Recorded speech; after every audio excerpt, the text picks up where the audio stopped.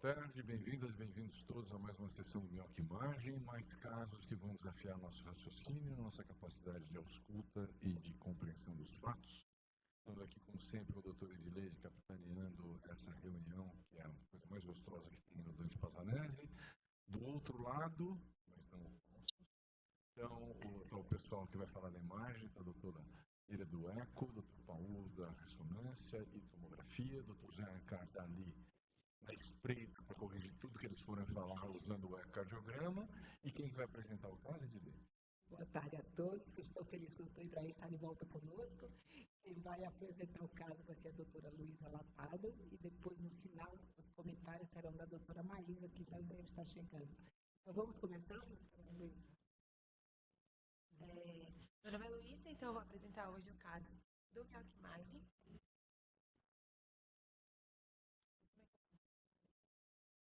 Aí, pra mim não estava indo. Pronto.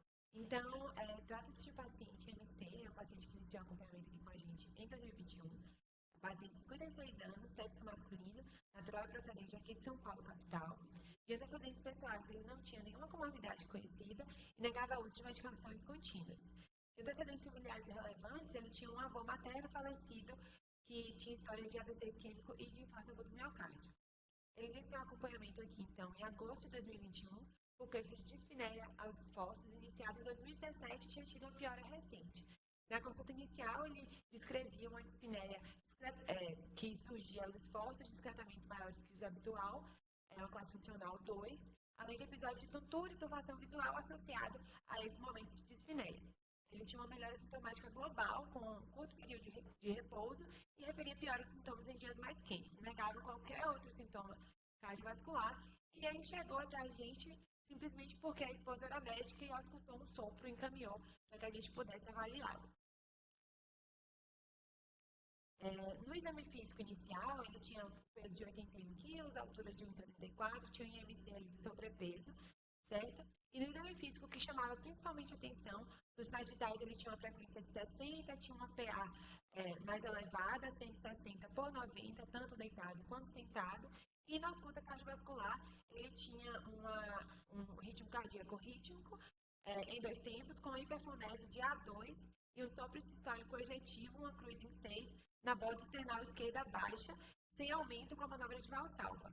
Além disso, ele não tinha sinais de congestão, não tinha turgência jugular patológica, em extremidades não tinha edemas, certo? No aparelho respiratório não tinha sinais de congestão pulmonar também, e no abdômen também não tinha visceromegalia palpável, não tinha refluxo hepatojugular, nada disso, certo? Os exames laboratoriais dele da admissão aqui no Dante eram normais e tinha um NT-proBNP de 120. Agora eu gostaria de convidar o Dr. José de Alencar para comentar o eletrocardiograma do paciente.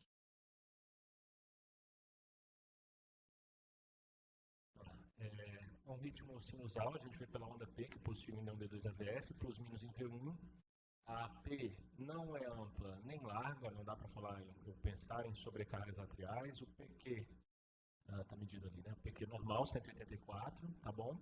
A gente vai olhar o QRS, o eixo está normal, D1 e D2 estão positivos no seu QRS. Não há zonas inativas, mas o que chama a atenção ali, de cara já tem que olhar, é aquela onda Q mais proeminente na parede lateral ou inferolateral desse coração. Aqui. Essa onda aqui começa em V4, mais proeminente, eu sei que tem V3, mas em V4 mais proeminente, vai até V6. E se continua para a parede lateral e também aparecendo aqui inferior, é uma onda que chama a atenção. Eu já comentei que não tem zona inativa. Então, e o que é essa onda aqui, né? A gente chama essa onda aqui de onda Q em adaga. É uma onda aqui muito estreita e ampla também. A amplitude não há convenção para dizer quanto que ela é ampla, né? Mas ela é mais ampla do que eu gostaria que ela fosse. Aqui em V3, por exemplo, já tem uma amplitude melhor, amplitude não tão patológica, mas aqui já é mais amplo. Então, o laudo aqui desse eletro seria uma onda Q em adaga na parede inferolateral. Depois a polarização não tem nada. Onda Q em adaga é um indício um sinal que é classicamente descrito na cardiopatia hipertrófica de acometimento mais importante septal do que apical. Quando é apical é mais a Yamaguchi, né? É mais a T invertida que aparece, né? Yamaguchi. Quando é septal é mais essa onda Q em adaga. Então, dado que a clínica já né, falava esse sopro aí, que não tem nada, um sintoma de tontura.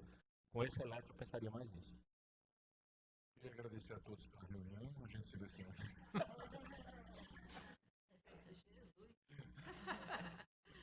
Você já se convenceu por esse eletro? Pois esse eletro teve um laudo normal, dizendo, né? Você acha que seria possível a gente laudar esse eletro como normal? Sim, com certeza. Aqui, assim, se você passa sem muita atenção, como é normal que a pessoa tenha ondas Q mesmo na parede antropical, lateral, inferior, é normal. A gente chama de onda Q de septo, né? O conceito mais correto seria chamar onda Q de músculo papilar, na verdade. Mas a gente pode passar sem falar. Como eu falei, é subjetivo. Eu podia olhar para aquela onda, como não há um critério de amplitude, falar, maior que 3 milímetros é a adaga. Não existe isso. Entra nessa subjetividade e eu não condeno o colega que laudou como normal, não. Vamos em frente. Ainda podemos, ele pode estar errado, né? Vamos em frente. Poder pode. Sem palavras. Aqui foi o raio-x do paciente na chegada aqui em 2022. Não chamava atenção o aumento de área cardíaca, o índice cardiotorácico normal, não estava muito congesto o exame, não tinha derrame pleural, então não teve grandes achados aí nessa radiografia de tórax. E agora eu vou convidar a doutora Líria para comentar o primeiro ecocardiograma dele lá de 2021. Tem um laudo aqui. Então, é um paciente que até fez o eco para investigar esse sopro sistólico, né, esses sintomas de dispneia aos esforços. Olhando aqui, o que chama atenção, ele tem um septo de 12, uma parede posterior de 10, as cavidades de tamanho normal, diâmetro diastólico 49,28 para homens preservados, né? O átrio esquerdo também, tanto pelas dimensões lineares quanto pelo volume, dimensões normais, menor que 34. O índice de massa, acredito eu, por esse aumento do septo, deu aumentado, deu 118, para homem 115, com uma espessura relativa de parede de 0,41, que deu até normal. E foi laudado como cavidades normais, uma disfunção diastólica de grau 1, que é o padrão de alteração de relaxamento, que é o começo de uma disfunção diastólica. O ventrículo tem dificuldade de relaxar para acomodar o retorno venoso que está chegando, né? E apresentava uma aceleração do fluxo na via de saída do ventrículo esquerdo, sem gradiente sistólico significativo, com gradiente de 7 em repouso. Então, aqui pensaria numa hipertrofia ventricular esquerda, ou aumento da espessura de padrão mais assimétrico, apesar de ser uma relação que dá 1,2, né? Não chamaria muita atenção, não, sem esse laudo do eletro, ficaria ali com aumento do septo. Ele era hipertenso, não tinha nenhuma... Essa é uma questão. Ele fala que as pressões arteriais domiciliares eram normais, mas aqui... todas as medidas no consultório são elevadas. A pressão que foi medida no consultório foi de 160 por 90. Tá. Mas geralmente também a hipertensão, a gente espera um aumento concêntrico. O que é isso? Ele acometendo todas as paredes do ventrículo esquerdo, não só o septo. Esse eco, eu acho que assim, um aumento do septo, mas bem inespecífico, com uma disfunção diastólica de grau 1, porque assim, não tem nenhum parâmetro que me faça pensar numa miocardiopatia hipertrófica, né? Um septo de 12, não tem história familiar positiva de hipertrófico na família, que geralmente você pode considerar, né, até 13 nesses casos. Um septo meio limítrofe, com uma alteração de relaxamento, até por ser provavelmente paciente hipertenso, e esse fluxo na via de saída nem justificaria esse sopro, porque um gradiente de 7, sem insuficiência mitral também, achei um eco bem sem conclusão, só um aumento do septo. Então não dá para fechar o diagnóstico do miocardiopatia hipertrófica aqui, né? Lembrando que tem que ser acima de 15, né? Ou 13 acima de 13. Quando tem uma história familiar ou um estudo genético positivo, que não tinha genético das coisas. E aí agora, com base nos achados do eletrocardiograma e do ecocardiograma, a gente gostaria de questionar se, para a condução do caso, vocês solicitariam algum desses exames, coronariografia, ressonância, cintilografia ou eco com esforço. Eu pediria eco com esforço. Com esforço. Não, eu não pedi, aqui eu só modero. Paulo, o que você pediria, Paulo, para contrabalançar a opinião da... A minha resposta tem que ter viés ou sem viés? Não, com toda a honestidade possível. sem viés, eu acho que eu pediria um eco com esforço físico. Vamos A perguntar gente ao quer auditório, agradecer né? o Paulo, que trabalhou esses anos com a gente. A partir de amanhã ele vai enfrentar novos desafios. Vamos perguntar para o nosso consultor, doutor Marcelo, que finalmente voltou aqui depois de algum tempo. Qual seria a sua opção, Marcelo?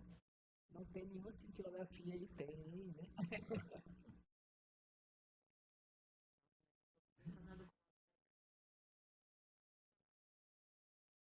Bom, professor, eu cheguei agora, mas diante de um achado de ecocardiograma de um septo de 12, né? E a professora falou que o paciente fora do consultório tem pressão elevada e chega no consultório, a gente vai estar diante de uma hipertensão mascarada. Acho que um mapa cairia muito bem para desvendar essa situação aí. Bom, eu acho que... Qual que é a idade do paciente? 57. 56, cansaço aos esforços, de repente equivalente isquêmico e tudo. Acho que eu poderia senti-lo com um teste, na verdade, não com dita. A gente dá uma olhadinha nos outros comemorativos, como a hemodinâmica dele, capacidade funcional. Se ela não tivesse do seu lado, a escolha seria a mesma? Um DIP ou você mudaria para DIP? Se ela não tivesse do seu lado. Então, se ela não estivesse aí, ainda assim seria teste. Sim. E Carol, concorda? Muito bem. Vamos lá. Então, a gente considerou os dois principais, a ressonância e o eco com esforço físico, Muito bem. para avaliar aí esse aumento um pouco do septo e esse eletro aqui aí.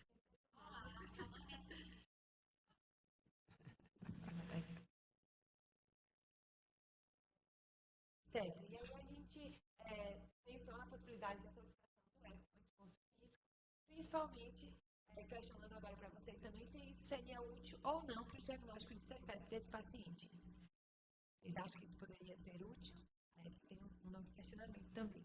O eco com esforço físico, ele poderia ser importante para o diagnóstico de Cefep.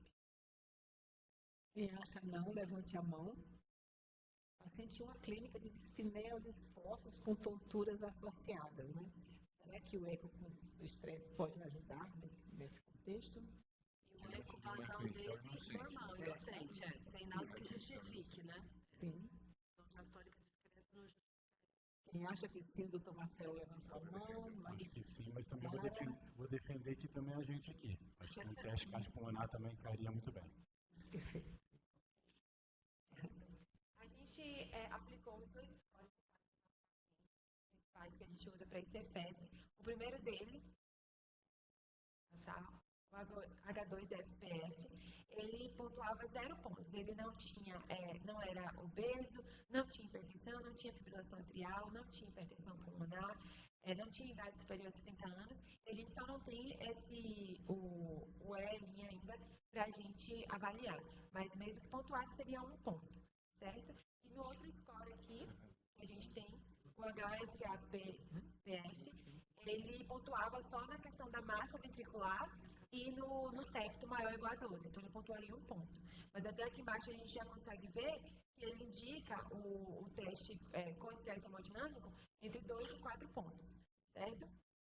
Então, assim, para o diagnóstico de Cefep, a gente não teria indicação do eco com estresse por esses scores, porque a gente não pontuaria um valor mais sugestivo de Cefep. E aí, pensando até no que o doutor José de Alencar já comentou sobre a possibilidade de, será que para uma cardiomiopatía hipertrófica seria interessante a gente avaliar o eco com estresse? E poderia, sim, ser uma alternativa, visto que no eco inicial ele não teve achados muito sugestivos, não teve um gradiente de via de saída também tão importante. Então, talvez fosse interessante a gente realizar para avaliar se tinha obstrução com gradiente acima de 30 ou até um gradiente no esforço maior ou igual a 50 milímetros de mercúrio. Às vezes há alguma dúvida essa questão dos 30 e 50, né? Os 30 a gente acha importante na hipertrófica, para dizer se o paciente é obstrutivo ou não obstrutivo. Mas a gente quer muito saber se o paciente tem um gradiente maior que 50, porque esse é o limiar para a gente indicar uma terapia de redução septal se o paciente é sintomático e já está refratário à terapêutica. Quer completar? Não? Legal. A gente ainda não sabe se ele tem hipertrófica ou não. É isso que eu queria saber, é uma dúvida. Um septo de 12, eu já pediria um eco com com Valsalva para esse paciente? E assim, é um paciente de 56 anos, homem, acho que a gente teria que excluir primeiro uma coronariopatia. Eu concordo com você, Carol, mas aqui a gente está querendo descartar se a causa da dispneia desse paciente pode ser um gradiente, porque ele faça mais durante o esforço. Essa foi a questão quando se resolveu fazer o eco. Fala, Lili. Não, e o que me chamou a atenção também desse paciente é que ele tem um sopro sistólico, né, que não foi justificado por valvopatia, então talvez ele, no esforço, ele desenvolva um gradiente justificando esse sopro, né, porque o sopro está perdido no meio, né. E não havia nenhum fator de risco, um baixo risco para a doença arterial coronária. O paciente só tinha essa história de hipertensão, era o único fator de risco dele, não tinha história familiar, não era dislipêmico, não era diabético. Talvez um teste ergométrico simples fosse suficiente aqui, já que era de baixo risco, né? Nem precisaria dar sentido. Eu queria fazer um questionamento para o ECO. A gente sabe muito bem que o gradiente é uma questão que depende muito da volemia do paciente, tamanho da cavidade, tudo isso. Vocês têm alguma previsão, uma coisa que é feita na realização? O paciente tem que estar bem hidratado? Alguma coisa que vocês tomam atenção disso?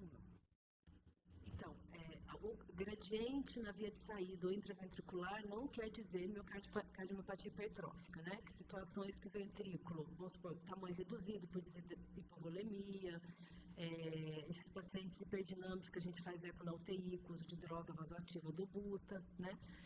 Reduz a cavidade, às vezes tem um septo mais preeminente, o idoso, com septo sigmoide. A gente pode observar nessas situações um gradiente intraventricular e até mesmo a via de saída, que não é justificado por uma doença do músculo.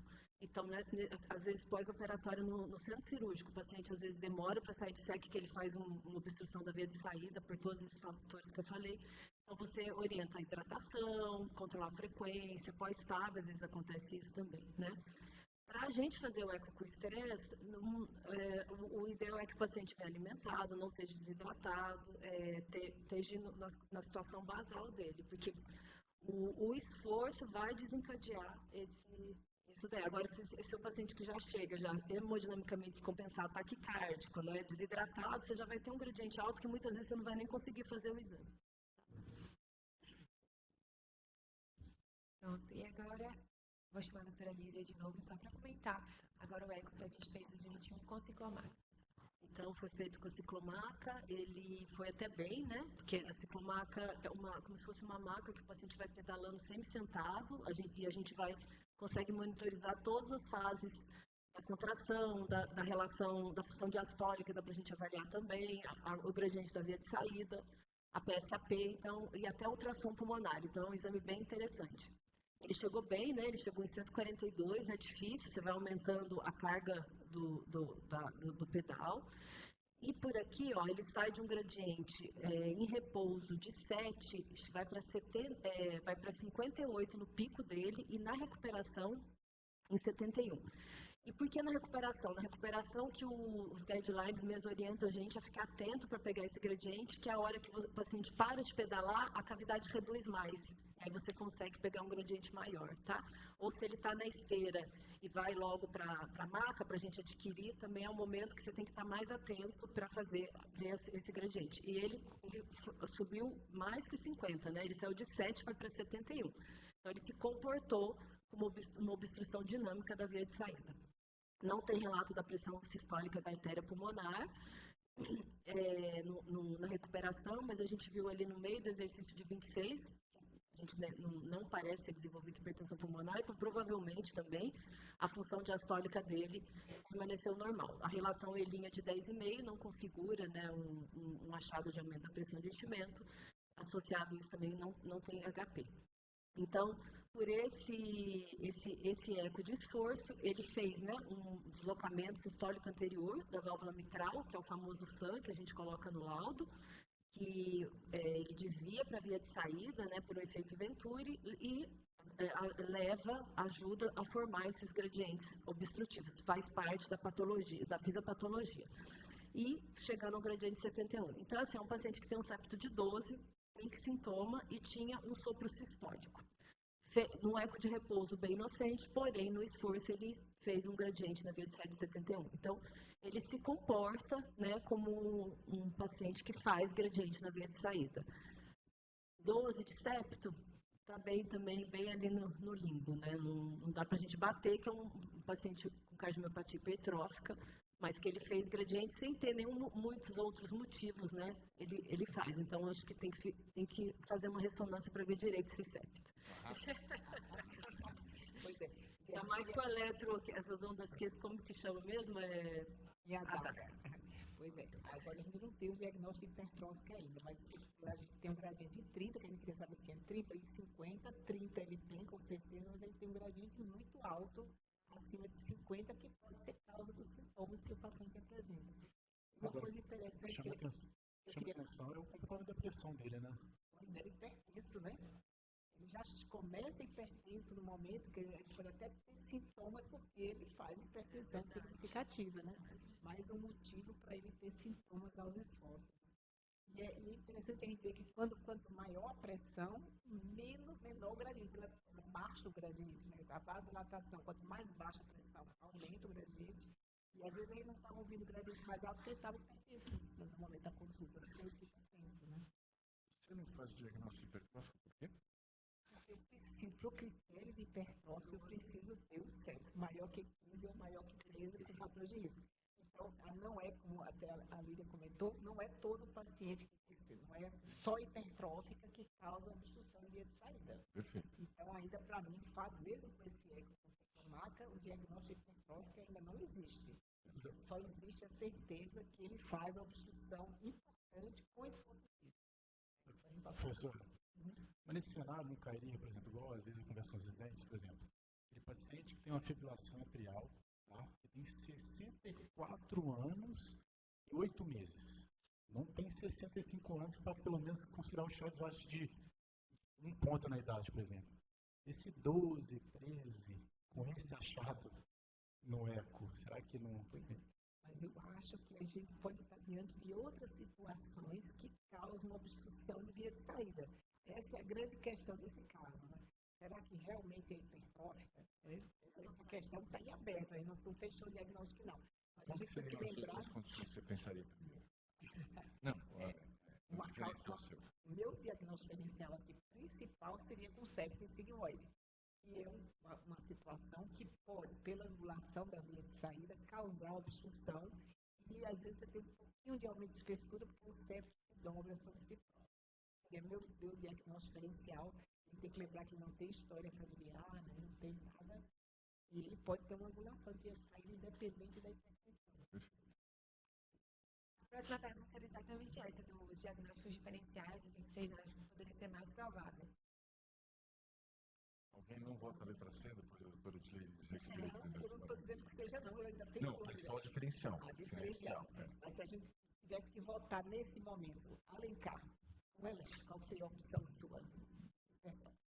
Eu estou mais para hipertrófico. Sempre pensando naquele achado primeiro, né, que aponta bastante, ainda mais depois desse gradiente, né? Eu estou a mesma coisa, eu pensava nesse sopro, que não está bem explicado desde o começo, agora esse gradiente. Mas eu entendo e concordo que antes de fechar os 13 milímetros, é melhor buscar diagnósticos diferenciais. Alguém quer dar uma ideia? Quem acha que é hipertrófica, levante a mão. Quem segue o doutor Alencar, levante a mão. Todo mundo levantou só meia mão, pessoal. É verdade, eu nem consegui ver direito da Ioná, né? Quem me segue? Quem acha que é sério desse sigmoide? Guarda preservando seu RT. Mas vamos em frente. Pronto, a gente botou como principal hipótese diagnóstica nesse momento a cardiomiopatia hipertrófica. E aí, nesse contexto, a gente tem até um eco mais recente e uma ressonância para a gente comentar. Primeiro vai ser o eco, que eu vou chamar da doutora Lívia novamente. Que já seriam 3 anos, né, de eco. Se o paciente estivesse na manifestação inicial da hipertrófica, já devia ter aumentado o septo. Então, deixa eu só ver aqui. Então, a gente está aqui com o eco transtorácico, que é a janela parasternal. Está rodando, será que eu fiz errado?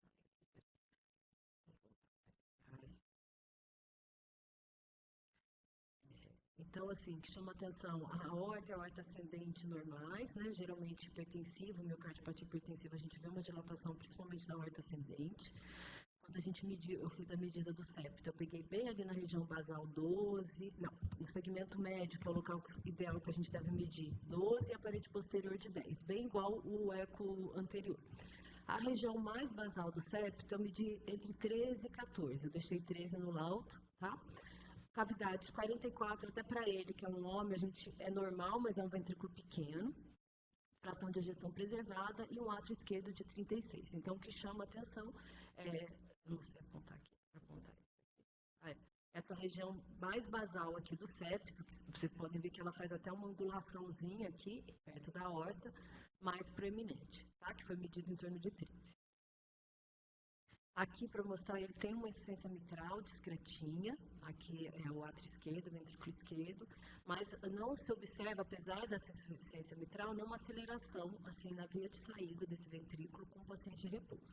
Aqui é o modo M, que a gente consegue ver bem que ele não tem mesmo essa movimentação sistólica anterior. Quando tem a movimentação sistólica anterior, que é o famoso SAM, a gente vê todo esse aparato aqui da mitral tocando aqui na região do septo, fazendo esse turbilhonamento na via de saída que ele não tem. Tá? Então, assim, é uma válvula mitral inocente com uma IMzinha discreta, como se fosse um escape mitral, sem características patológicas.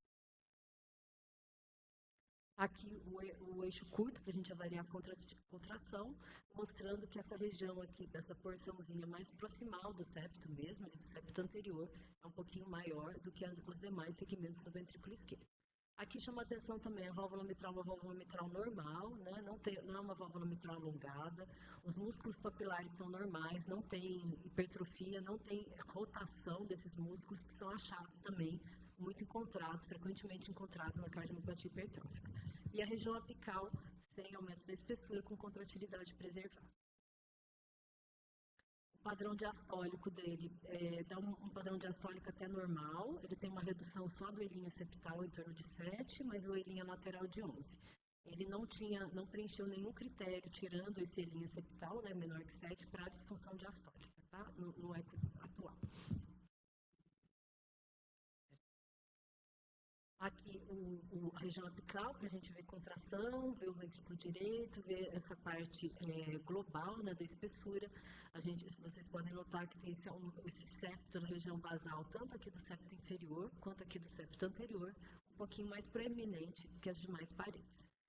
Parede inferior, parede anterior com contratilidade preservada e cavidades normais, ventrículo direito normal e átrios normais também. Aí a gente foi fazer a avaliação, né, da via de saída, por ele ter esse abaulamento, né, esse septo basal mais proeminente, com aumento da espessura. No repouso, não observa aceleração, não faz gradiente. Quando ele faz valsalva, que é uma manobra provocativa, eu medi um gradiente mais ou menos de 26, tá? Mas também é um gradiente ainda que não... Ele faz um gradiente, mas não é um gradiente significativo após manobra provocativa. Foi feito o strain também desse paciente, para a gente avaliar a deformação. Deu um strain global normal, de 18,1, com redução nesses segmentos basais, assim, do septo. Eu estou sem coordenação aqui com o ponteirinho, que dá uma redução bem no local mesmo que ele tem esse aumento da espessura. Tá? Então, assim, a hipótese para esse paciente, ele tem um aumento mais localizado da região basal do septo, que pode até ser um septo insigmoide. O que eu não fecharia também para septo, para mim ele não fechou nem para o septo sigmoide, nem para a cardiomiopatia hipertrófica. A cardiomiopatia hipertrófica ele não é maior que 15, né, porque ele não tem nenhum outro fator que a gente pensa maior que 13, mas ele tem uma obstrução ali na via de saída que não foi significativa, mas no esforço anterior ele fez, talvez se ele fizesse uma valsalva mais efetiva conseguisse pegar um gradiente maior. E ele tem uma leve redução do segmento basal desse septo, que é o local de maior hipertrofia, né? Eu acho que é um paciente que fica ali ou uma forma latente da hipertrófica, apesar de não estar aumentando, ou um septo insigmoide meio atípico, porque ele é um paciente jovem, né? Não é um paciente idoso. ele só tem hipertensão, então acho que eu não conseguiria concluir, assim, fazer uma conclusão em relação a esse paciente. E ele também não tem nenhuma alteração morfológica da mitral que me faça pensar numa cardiomiopatia hipertrófica. Tá? Então, não consigo concluir. Ajudei muito. Na verdade, eu sempre digo que o septum sigmoide, para ser diferenciado da hipertrófica exclusivamente basal, é meu calcanhar de Aquiles, que é muito difícil, a gente não tem parâmetros muito definidos entre uma coisa e outra. Mas a gente precisava ter pelo menos um septo de 15 para falar de hipertrófica aqui, né? E geralmente o septo sigmoide, aquela porção média do septo, ela é menor, ela costuma ser mais fininha. Até dá uma relação, quando você divide o basal pelo médio, maior que 1,3, 1,5. O dele é 1,12 no médio, né? Então, não é aquele septo também tão fininho. Então, é um paciente mesmo que está bem ali de não ler o livro, e eu acho que a ressonância que vai me ajudar, né? Agora eu vou chamar o Dr. Paul para comentar a ressonância. Bom, vamos lá. Bom, começando sempre nessas imagens axiais, crânio-caudais, que servem para programar, já chamou a atenção essa discreta dilatação da aorta ascendente, que comumente a gente vê em pacientes hipertensos. Cine 2 câmeras, eu vou pular para o Cine 3, que vai ser mais esclarecedor. Então, do lado esquerdo, vocês veem um Cine 3 câmeras, do lado direito, um Cine 4 câmeras. Já tinha sido falado, esse aumento da espessura no septo, ele respeita mais a porção basal. A gente vê que o segmento da raiz da aorta acaba ficando bem próximo ao aumento da espessura do septo. A espessura também medida pela ressonância magnética foi de 13. Tá? Agora, prestem atenção nessa imagem que vocês estão vendo aqui, que fica muito perto do septo. Estou tentando coordenar aqui. Essa crista supraventricular. Se a gente pegasse essa medida do septo com a crista, ia dar uma espessura aumentada. Mas quando a gente só mede o septo mesmo, chegamos em 13. Tá? De modo geral, as características morfofuncionais desse ventrículo também são normais.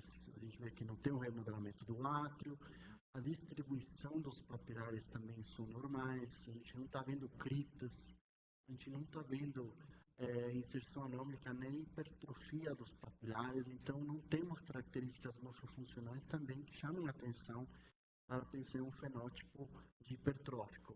A gente vê que, inclusive, na diástole também ele conseguiu abrir sem problemas e não chama a atenção. E o que eu tinha comentado para vocês, e a raiz, para a gente não notar. Bom, aqui um eixo curto, onde a gente faz o cálculo da fração de ejeção. Percebam vocês numa corte apical para basal. Tá? Quando a gente mede aqui, observa o segmento basal do septo interventricular, sem pegar essa crista subventricular, a gente chega em 13. Agora, a gente aproveita para entender se tem um mecanismo que justificasse esse jato de aceleração na via de saída nos exames prévios. Pela ressonância magnética, é o ventrículo pequeno, tá? Os volumes sistólicos de 25, 22, então é um ventrículo pequeno sim, mas não vemos inserção anormal também dos músculos papilares, que poderia justificar também com uma fisiologia de aceleração, e também a distribuição dos papilares em inserção também é bastante normal, tá? Não tem presença de papilares anômalos, nem criptas, nem nada disso. Tá bom? Uma sequência para ver edema.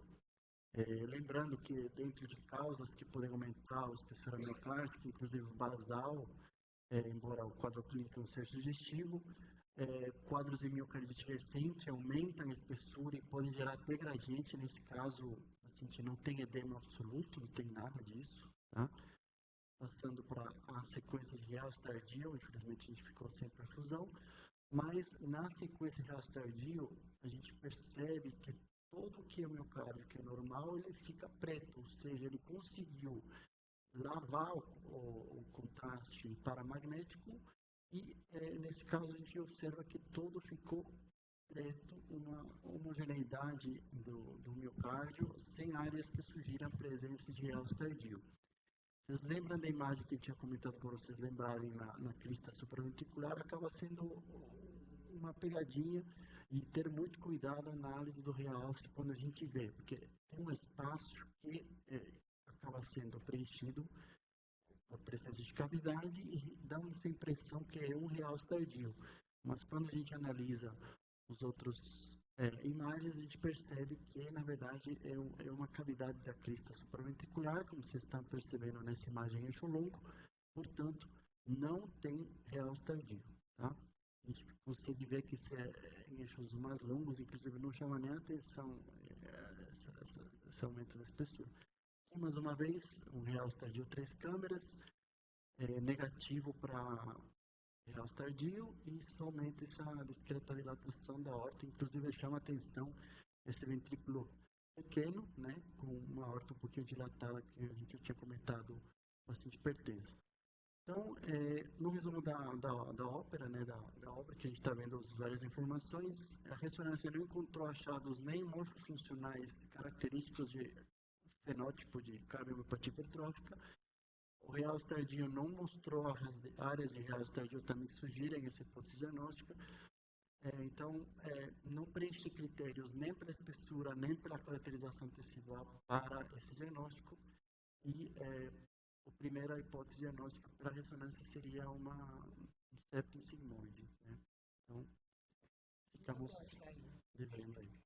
Eu pergunto, e agora? Eu digo assim, às vezes a ressonância ajuda nessa diferenciação quando a gente encontra realce tardio, hipertrofia em outro local, além da região basal, né?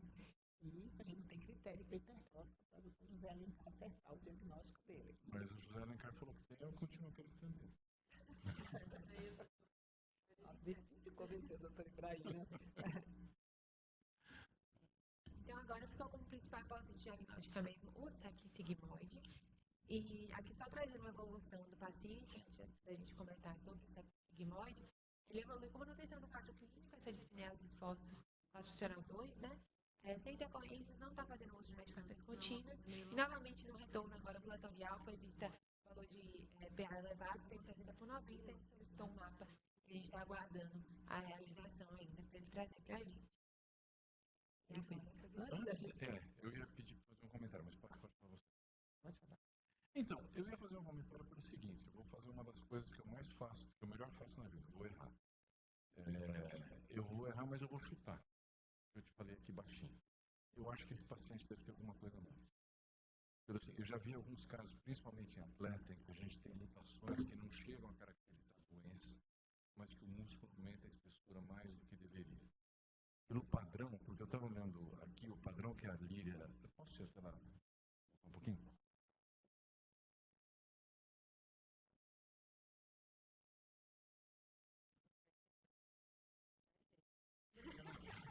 Você errou, mas errou menos do que eu, Jorge. Eu errei muito mais.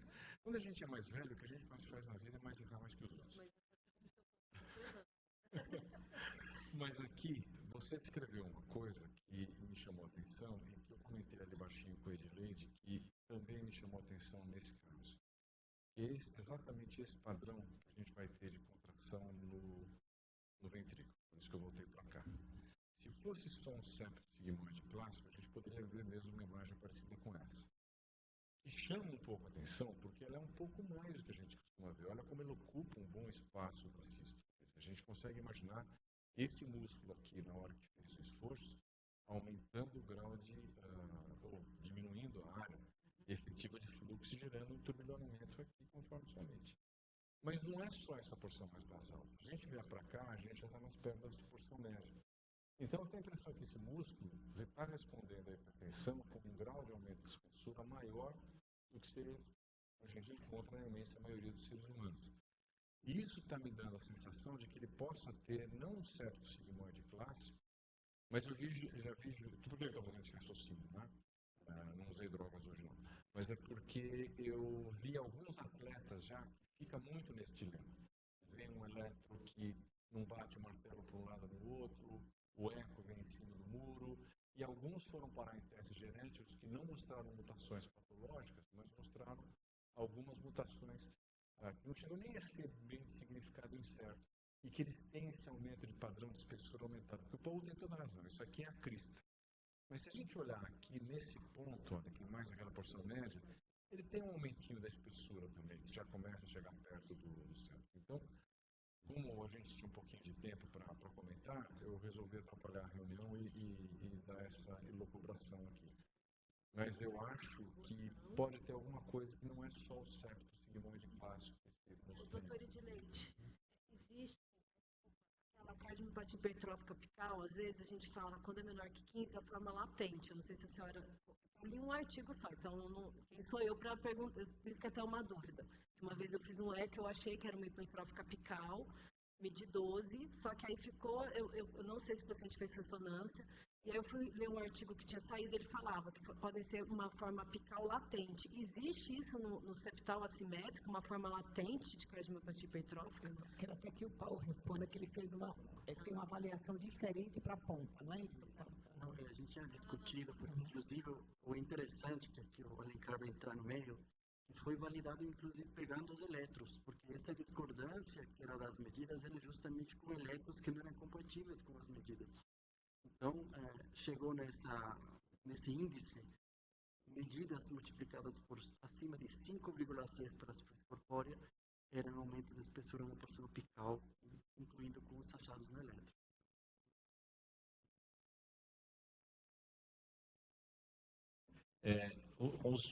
A gente está pensando sempre no critério diagnóstico para miocardiopatia hipertrófica que nós conhecemos hoje, aquele critério fechado ali, maior do que 15 ou maior do que 13 com história familiar. A gente não sabe se no futuro nós vamos descobrir um desses genes indeterminados que, por causa dele, o odds ratio multiplicado por esse 13 de septo é cardiomiopatia hipertrófica. E aí ele teria.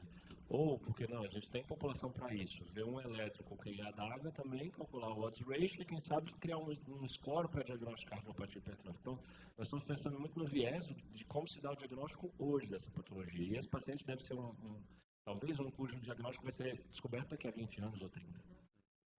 Uma coisa que é muito difícil, porque não tem critérios bem definidos para septo sigmoide, né? E esse paciente passa um pouquinho da região basal. Isso que não é clássico. Porque eu fiquei isso no comentário da Alencar, que daqui 20 ou 30 anos eu não vou estar aqui para saber. Esse aumento da Não espessura médium manda aí mais cedo. não poderia se justificar por uma hipertensão talvez não tratada, pelo que a gente viu, mesmo no teste, é uma hipertensão significativa, um aumento da diastólica, um esforço que não é esperado.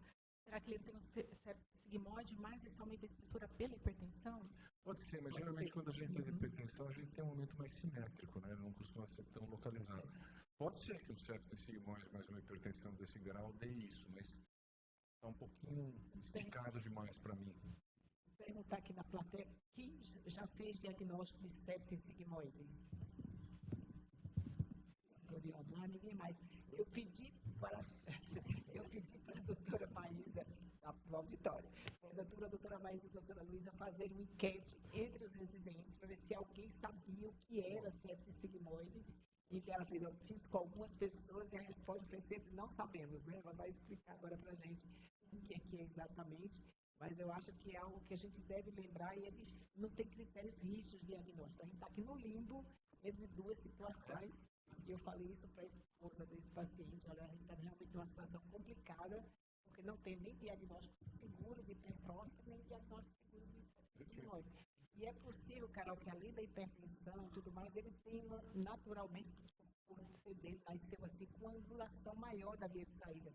Isso pode ter feito o septo fazer esse tipo de comportamento. Mas a doutora vai explicar para a gente o que é direitinho o septo sigmoide. Vamos lá? Bom, então sou L1 aqui da cardiologia, né, do Dante. Vou falar um pouquinho então dessas diferenças do septo sigmoide e da cardiomiopatia hipertrófica. Então, nas definições já foi falado, né, mas só para reforçar, a cardiomiopatia hipertrófica é definida como um VE espessado, na maioria das vezes de forma assimétrica também, porém não dilatado, né? Na ausência de condições cardíacas ou sistêmicas que podem produzir hipertrofia dessa magnitude, né, como estenose aórtica, hipertensão. Aí, a espessura da parede do VE tem que ser maior ou igual a 15 ou maior ou igual a 13 milímetros em uma história familiar positiva, ou como a doutora disse, um teste genético. Já o septo sigmoide é uma hipertrofia septal basal isolada, uma espessura de parede que é maior que 12, gira em torno de 12, 13 milímetros, podendo ser maior também. E aí, por que diferenciar, né? Porque a gente tem visto um aumento da quantidade de pacientes diagnosticados com a cardiomiopatia hipertrófica sigmoidal em idades mais avançadas, e por conta do potencial fatal um pouco maior que essa doença tenha, seria mais interessante a gente afastar causas mais benignas, como é o caso de hipertrofias septais isoladas como o septo sigmoide. Aqui é uma imagem mostrando os subtipos da cardiomiopatia hipertrófica que a gente tem. E aí está aqui uma das justificativas porque tem tanto essa confusão com o septo sigmoide, né? Porque aqui no subtipo sigmoidal tem uma prevalência alta ali de 40% a 50% também, com um aumento ali do septo sigmoide importante. Geralmente esse subtipo ele é mais comum em idades mais avançadas, diferente do perfil do paciente que a gente conhece com hipertrófica, que geralmente são pacientes mais jovens. Então o tipo sigmoidal é mais comum em idosos. E os testes genéticos aqui nesse subtipo geralmente não são tão positivos, né? Gira em torno de 10% a 20% dos testes positivos nesse subtipo, que também dificulta um pouquinho o diagnóstico diferencial. O septo sigmoide, como a doutora disse, não tem um critério diagnóstico muito bem estabelecido ainda. Alguns ainda consideram até como espectro fenotípico da hipertrófica, mas hoje em dia tem-se mais estabelecido que é uma outra doença, né? Diferente. Como a gente falou, o septo marca 12, 13 milímetros, e está muito associado à idade avançada, à hipertensão e uma maior angulação do septo interventricular em relação à aorta. Tem pouca relação com a genética e geralmente os pacientes são assintomáticos, assim como na hipertrófica, né? Só que aqui mais ainda a prevalência de pacientes assintomáticos que podem ter dispneia, na maioria dos casos, né? Quando tem sintomas, dispneia aos esforços, angina, síncope, principalmente quando tem obstrução da via de saída do ventrículo esquerdo, que pode acontecer, não é tão comum, mas pode acontecer no septo sigmoide. Aqui falando um pouquinho da fisiopatologia, né? A gente acredita que, então, com o envelhecimento ocorre já uma dilatação, um alongamento da aorta, que pode empurrar o septo para baixo e torcer sua porção superior, gerando um ângulo que quanto mais agudo pode favorecer mais obstrução, que é esse ângulo aqui, né? A gente vê aqui uma imagem de eco que a gente tem no septo, aqui a via de saída do VE, esse ângulo aortoseptal, né? A gente vê que é maior nos pacientes com septo sigmoide, e isso pode favorecer a obstrução da via de saída do ventrículo esquerdo. E aí, como diferenciar, né? A gente tem questões aí de idade, sexo, história familiar, comorbidades, sintomas e exames complementares que podem ajudar a gente a diferenciar, e vou falar um pouquinho sobre eles. Sobre a idade, né? Então, no septo sigmoide, como a doutora Lídia falou, a gente tem pacientes que são mais idosos, geralmente com mais de 60 anos, né? Em pacientes com mais de 60 anos, a gente tem 4 a 8% de pacientes que têm septo sigmoide, aumentando a prevalência conforme aumenta a idade, né? Então, chegando a 10% nos pacientes com mais que 80 anos. Já na hipertrófica, a prevalência em idosos é um pouco menos conhecida, podendo ser 30% das cardiomiopatias com pacientes com mais de 60 anos, né? Mas, como eu falei, são geralmente pacientes mais jovens que a gente acaba vendo.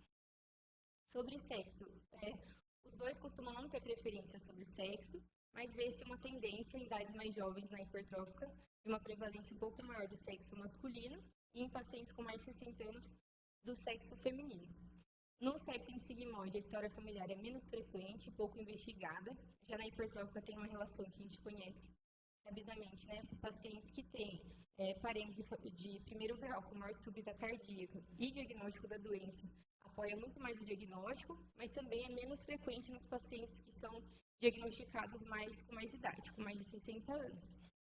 A hipertensão tem uma relação importante com o septo sigmoide, tem uma prevalência de até 80%, enquanto na hipertrófica era considerado até como critério de exclusão a presença de hipertensão, mas a gente sabe que a prevalência é aumentada também, principalmente em pacientes acima de 60 anos, podendo chegar até mais de 50%. Os sintomas, como eu falei, ambos podem ser assintomáticos, na maioria, mas principalmente no septo sigmoide, nos estudos a gente vê que é uma seleção mais retrospectiva dos pacientes através de ecocardiograma, mas também pode evoluir com sintomas como dispneia, né? Aproximadamente 90% com esse sintoma, que é mais prevalente, dor torácica, palpitações e síncope, né? Que também geralmente levanta a primeira hipótese assim, de outras doenças mais prevalentes, né, como DAC e valvopatias. Idosos costumam ter sintomas de esforço também, e o exame físico geralmente é normal, podendo ter sopro sistólico de ejeção, né, se tiver obstrução da via de saída do VE, principalmente.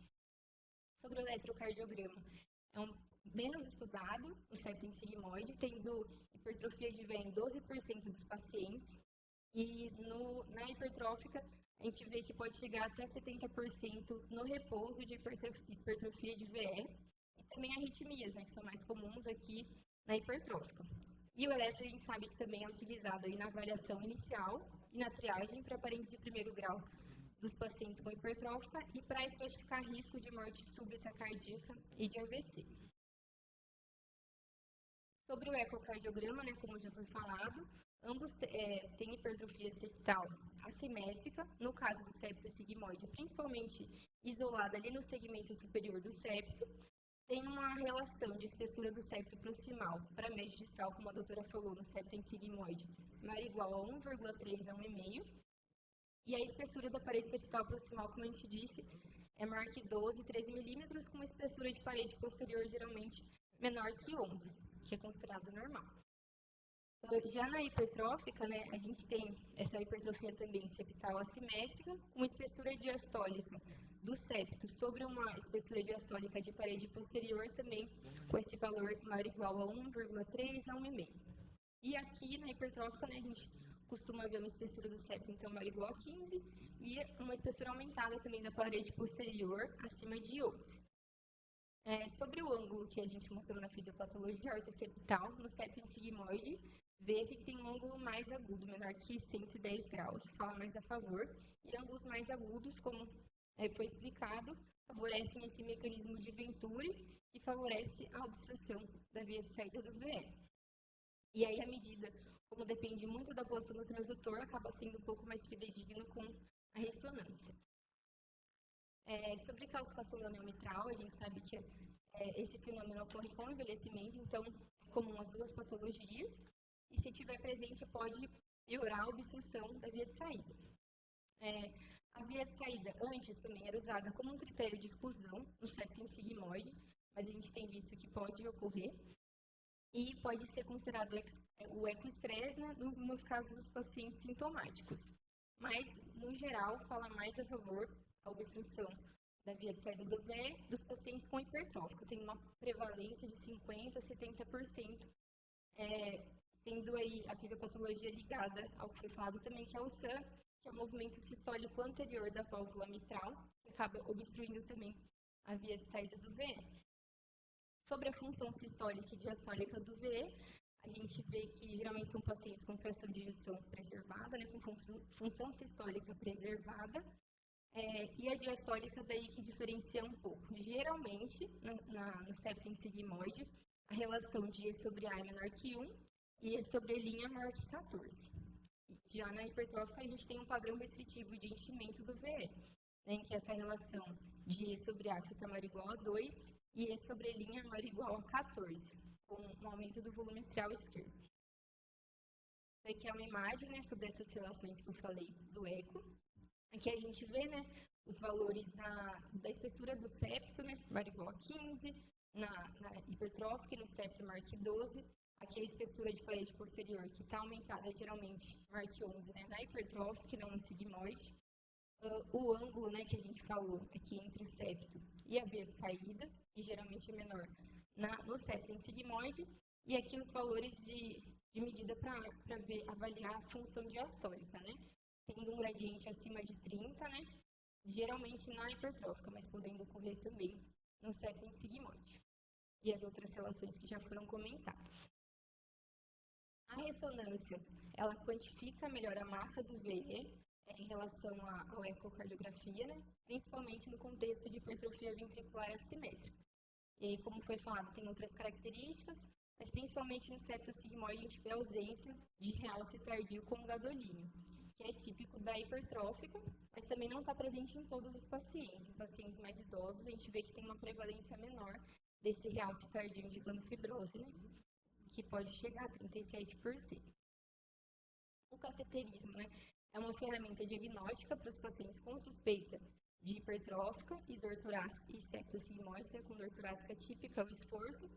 E existe uma hipótese também de que a isquemia miocárdica por DAC, principalmente quando pega as artérias que irrigam a parede interventricular basal, podem contribuir de alguma forma com a fisiopatologia do septo sigmoide em idosos e também o padrão sigmoidal para o paciente com hipertrófica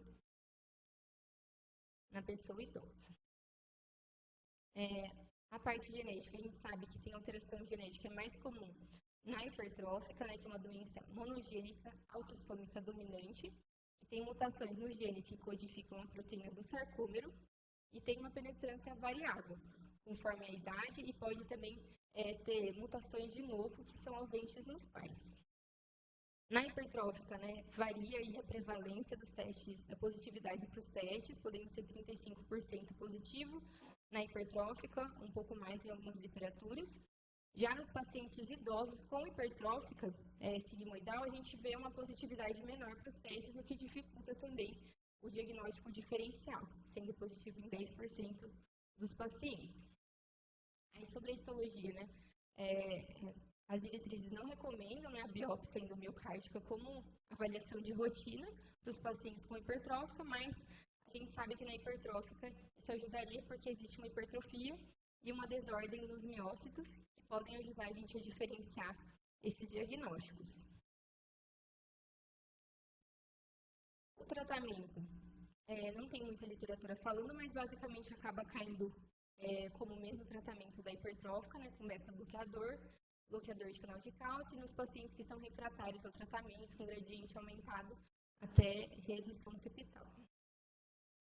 Aqui é um fluxograma que o artigo coloca, que é basicamente resumindo isso tudo que a gente falou, né, que a gente considera, então, a espessura do septo proximal interventricular acima de 12 e uma relação da espessura do septo proximal para médio distal maior ou igual a 1,5, daí a gente vai usar alguns critérios para diferenciar as duas, né? Então, uma história familiar positiva, né, da doença, fala mais a favor de hipertrófica. Apresentação de sintomas no diagnóstico também fala mais a favor de hipertrófica. A presença de SAM e obstrução da via de saída fala mais a favor de hipertrófica. E a espessura do septo interventricular acima de 15, com uma espessura de parede posterior maior que 11, também falariam mais a favor de hipertrófica. A negatividade para esses critérios falaria mais a favor de septo em sigmoide. E se não deu para esclarecer bem, a gente tem outros mecanismos, né, como a gente falou da ressonância, a presença de realce tardio na ressonância falaria mais a favor de hipertrófica. Os testes genéticos, né, com positividade também a favor de hipertrófica. E, no último caso, a biópsia endomiocárdica com o desarranjo dos miócitos também falariam mais a favor de hipertrófica, né, ao contrário de septo sigmoide. É isso. Obrigada.